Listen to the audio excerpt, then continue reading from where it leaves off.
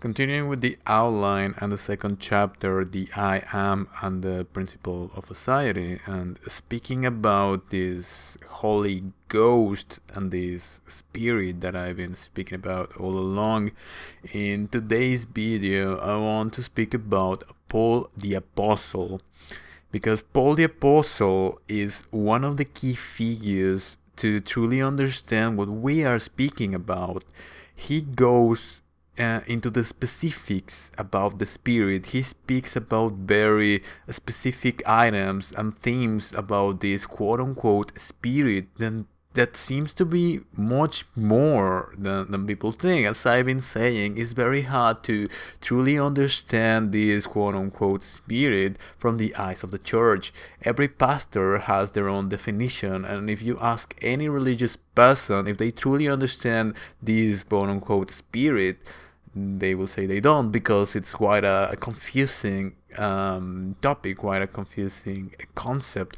But when we start to put the evidence together, and when we look at the newer evidence on altered states of consciousness, we can start putting the dots together and figuring out what this is all about. Before I move forward, I would like to remind you that if you want to join the growing discussion on consciousness and would like to be notified on the latest scientific discoveries and theories surrounding this topic and how they connect to ancient mythologies and philosophies, please like the video, subscribe to the channel, as I'll try to upload at least one video per week as I continue with the outline.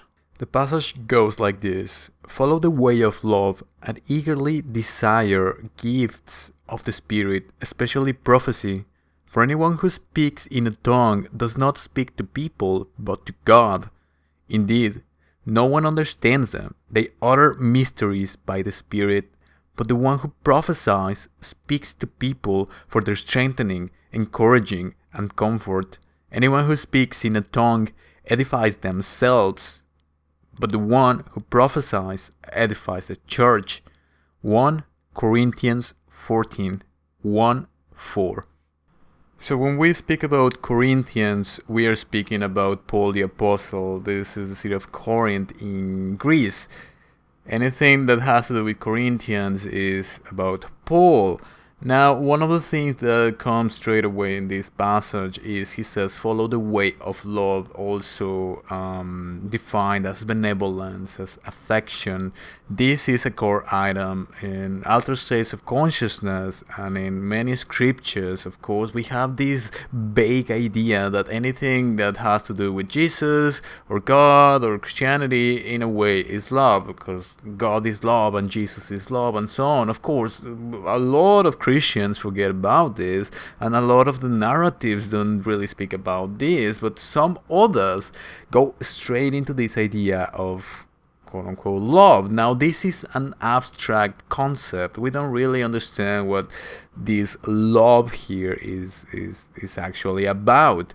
But this is a core item also in newer altered state of consciousness experiences. People speak about love as being an abstract. Now, there are different ways to understand this. I've spoken about a new understanding of morality, as we have evidence of this, why this morality would be in place. I will keep working on this concept. And another would be that this love is a more pragmatic way of choosing energy.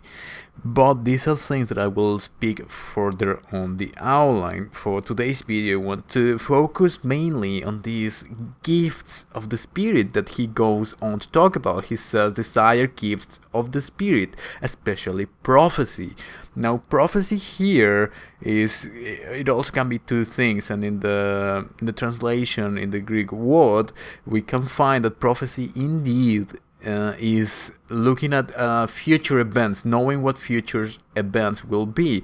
This is understood today as clairvoyance, and is one of these items in parapsychology. But it also could mean, another definition that could be from the word used in Greek, would be to be under divine influence, to speak under some sort of divine influence. Now, being having this Greek influence to Paul, to Corinth, to the Corinthians, we can make this connection straight away. The Greeks always spoke about some sort of trance-like communion with divinity. I made a video about this. This is enthusiasm comes from enthusiasmos, which means to be possessed by the divine in some sort of trance-like state, some sort of possession by divinity, where people would achieve this. Even this insinuations that they might have been hallucinogenics.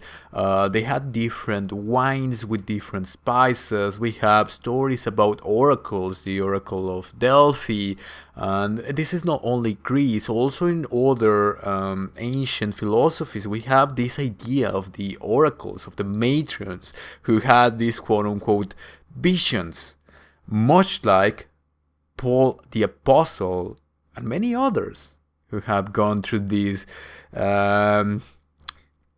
most likely altered states of consciousness. Now, I've made a video speaking about these enthusiasms, this possession by divinity, which at the core might be the key for what they were actually speaking when they were referring to praying. What praying is really about, to get into a state of consciousness where you connect with something different. But Paul goes on to speak about tongues, which is something quite interesting and a little bit weird at the same time. He goes on to say, for anyone who speaks in a tongue does not speak to people, but to God. What would this mean? He says, indeed, no one understands them. They utter mysteries by the Spirit. So he's speaking about tongues. This idea of tongues is people speaking in a different language, people babbling, people going, you can almost picture this going into this trance-like state of possession and just uttering nonsense, which are actually mysteries of the Spirit, talking to God in a way. And while this idea, this phenomenon might be associated with mental illness, even though some of the newer research is linking schizophrenia with some altered states of consciousness, we might have a newer evidence of what this speaking in tongues might be all about.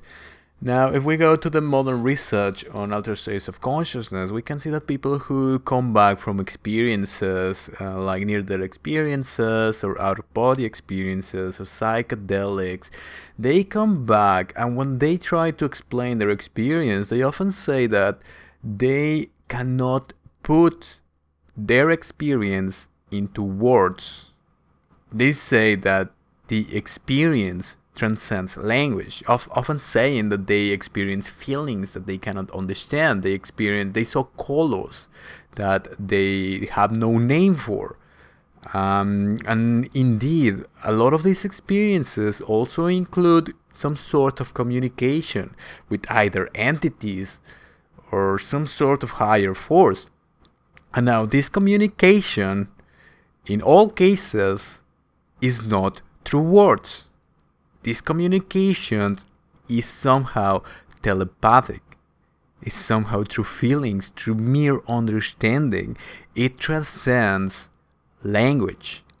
This is perhaps what Paul the Apostle was speaking about. Maybe he went through one of these experiences and he realized what this speaking in tongues is all about.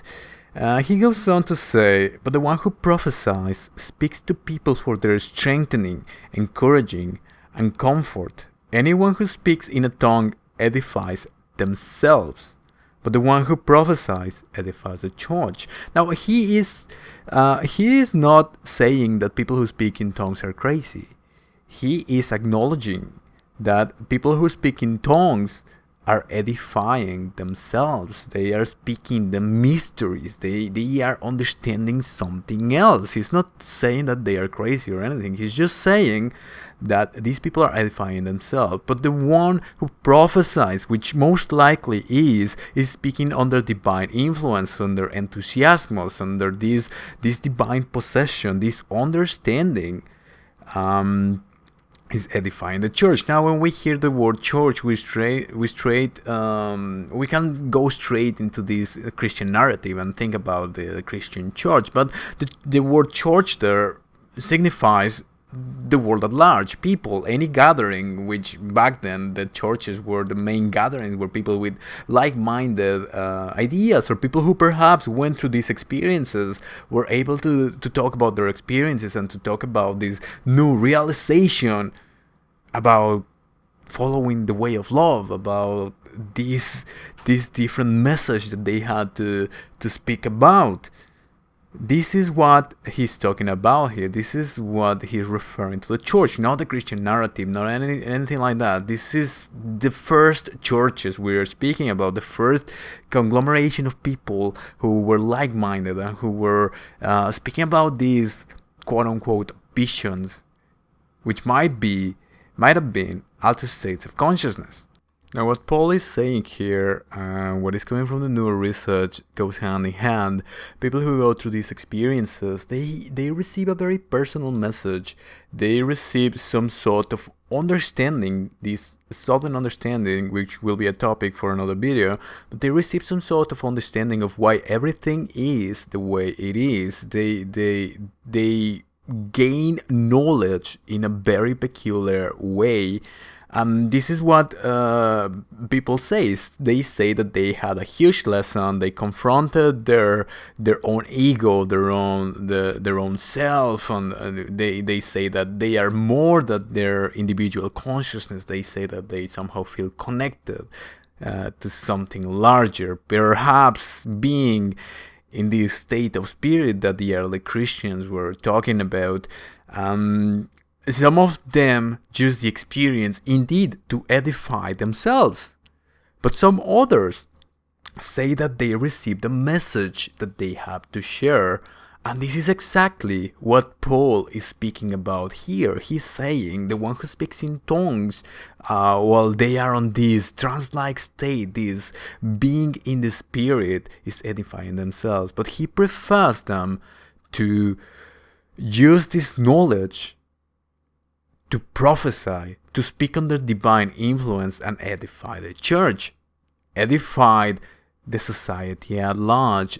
And indeed, in further passages, he literally says that they have to interpret what they received, the knowledge that they received through the quote-unquote tongues, and to prophesy.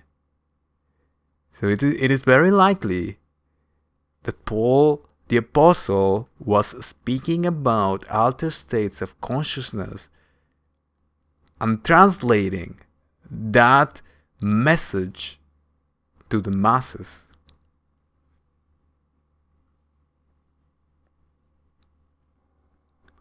If you're on the path of finding the truth about reality and our purpose as humans on Earth, the information that I have to share concerns you. After a lifetime of research in philosophies ranging from Buddhism to the occult, I've encountered themes and patterns along some baffling information that is beginning to be seriously studied by science. A Rational Divine Outline, The Ghost of Jesus, is the first iteration of this project, where I analyze the message of Jesus without dogmatism, fanaticism, or religious bias. You can find my work available on Amazon on the link below. If you find this work valuable, consider subscribing, sharing, and following me on social media, as it'll help others in the same path to find this information. Thank you for watching, and I'll see you next time.